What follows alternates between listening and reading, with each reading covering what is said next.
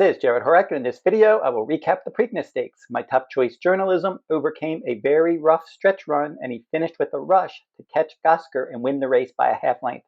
Sandman was third, and the final time was 1:55.47. The final order of finish is on the screen now, and journalism was first. He was your even money favorite.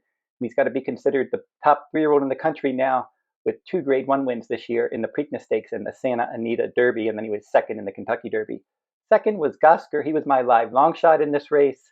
And then finishing third was Sandman. Now note that the top 3 finishers were the only 3 horses that had graded stakes victories. And then finishing fourth was Goal Oriented, followed by Heart of Honor, River Thames, Pay Billy, American Promise, and Clever Again. Now Clever Again was out there setting the pace. Journalism was getting his expected inside stalking trip of basically in mid-pack under Umberto Rispoli. Then the real fun started in early stretch. Clever Again started to get tired on the inside.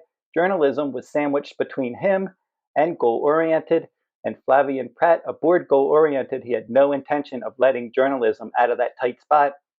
The elbows were out. Journalism muscled his way through, and in the meantime, Gosger, breaking from the outside post, he was all out in the clear, and he was steered away from all of that trouble. And he had a clear lead in the stretch, and he looked home free. It looked like there's no way Journalism was going to get him. But Umberto Rispoli urged Journalism to come after the leader, and he finished with a flourish, and he was able to get up late in a remarkably gutsy performance. And the winning margin was a half length, as I said. And I would like to thank everybody for purchasing my Kentucky Derby Week and Preakness Week full cards. Record sales for the first 2 legs of the Triple Crown Series this year. And we made a profit of a bit less than $1,000 in the Derby and more than $400 in the Preakness Stakes for my suggested wagers. And I had plenty of success with my Oaks and Derby Day full cards as well. I had those highlights on the screen after the Derby and the Oaks and the Black Eyed Susan Day. I talked about that card last night, and then Preakness Day full card as well. And the Preakness Day highlights are on the screen now. I had 4 top choice winners, and I cashed in 7 of the 14 races. Had the trifecta in the 3rd race and the 4th race. I didn't pay much, though. In the 9th race, my price play Witty was bet down. He paid $7.80. Also had the trifecta there, $159 and change. Had the trifecta in the 10th race, and then had a double after that. And then my top choice, Reagan's Wit, won the 11th race. Not much money to be made there. Had that pick 3, races 9 through 11. And then race 13 really had a good result in the Preakness Stakes with Journalism winning, had the trifecta in Superfecta, and then in race 14, that Arabian race had the winner there with the exacta, and then the late double with Journalism. And now we're going to put the 2025 Preakness wagering strategies on the screen now. And I suggested wagers were $400, and the amount returned was $852.70 for a profit of $452.70. So back-to-back races, we've had a lot of success on the Triple Crown series, on the road to the Triple Crown this year with the Derby and the Preakness. And Journalism, he should have been a heavier favorite even than he was. He should have won this race easier, but he was able to overcome that trouble, and he showed how good he is. This is even his other Grade 1 win in the Santa Anita Derby. He did not have a good trip either. And in the Kentucky Derby, he had early trouble. So imagine how well he's going to do if he can actually get a clean trip in one of these big races.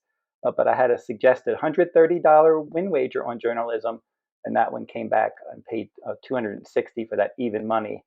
The exactas, I did not have the exacta, but the trifectas, I really did well with the trifectas.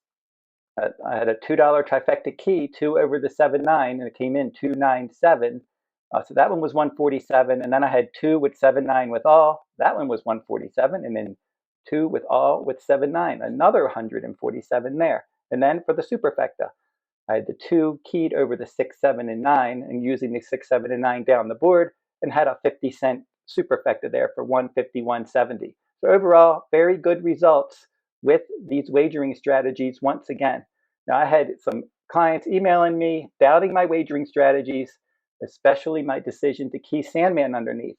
For some reason, Sandman has a lot of haters out there. I know he's got some people that like him as well, but I don't understand why they don't like this horse. He's just so consistent. Other than his Derby, where he finished 7th, and Offspring of Tappet never do well in the Derby, and it was a wet track. If you look at his fast track races in graded routes, he's always in the top 3, and he just had that right style, and he had more than enough class to end up hitting the board in here, and that's exactly what he did. for my success, I mean, I've been handicapping races since 1980. I've been selling full cards online since the late 1990s. So I know what I'm doing. I do my homework. And most importantly, I know how to bet and I know when to bet. And my record in Triple Crown Series races definitely speaks for itself. And then also reasons for tossing journalism in the Derby and Preakness that I was seeing in these comments. They were very flimsy. People didn't said, "Oh, he's running in short fields. We're going to toss him and hope he gets in trouble in the Derby." If you're betting races, you can't do that. You have to have a realistic reason for going after favorites and then hoping that the 2-week turnaround would lead to a regression. There was nothing that suggested that that was going to happen. He looked good. Everything looked fine. And we saw, as I said in another video, 33 of the last 45 Preakness winners prior to this year, they were coming back on 2 weeks rest and out of the Derby. So the 2 weeks turnaround, not a big deal. And I'm all for trying to beat vulnerable favorites, but you have to have better reasons than that to try to beat favorites. Now, next week, I'm covering full cards at Santa Anita from May 23rd through 26th, and Santa Anita and Churchill the week after that. And then I'm going to be covering multiple Belmont Stakes week full cards at Saratoga, including Belmont Stakes Saturday on June 7th. Now, if you think I had a lot of success in the Preakness Stakes, I'm going to put my Belmont Stakes highlights up for the last few years in upcoming videos. I've had a ton of success in the Belmont as well. And I'm going to add a link to my Runaway Horse shop page in the video description below if you're interested in any of my full cards. And stay tuned for all of my Belmont Stakes coverage in the coming days and weeks. I'm going to be doing a lot of videos as we get closer to the Belmont Stakes so we can see which horses are going to go. Kentucky Derby winner Sovereignty, he's targeting the race. It looks like Rodriguez for trainer Bob Baffert. He was back on the work tab the other day, so if he can stay healthy and his foot's in good order, he'll run. They're thinking they might run journalism again, so he might compete in all 3 Triple Crown Series races. He has a ton of talent. I wouldn't be surprised if he was able to come back in 3 weeks and run well again. Now, this channel continues to grow with over 163,000 views and more than 10,000 watch hours in the last 28 days. So thank you to everybody for watching and supporting my work. And don't forget to like, comment, and share these videos if you like them. Subscribe to my channel as well. It's free to subscribe. And check out my video shorts as well at Santa Anita Park. Now, each day Santa Anita runs, I do a short video. I do a horse of the day video. Had a couple winners last week. And overall, I've been doing well with those video shorts, just coming up with my horse of the day at Santa Anita. So check those out on my channel as well, along with my long form videos. And until I see you next time, good luck at the races.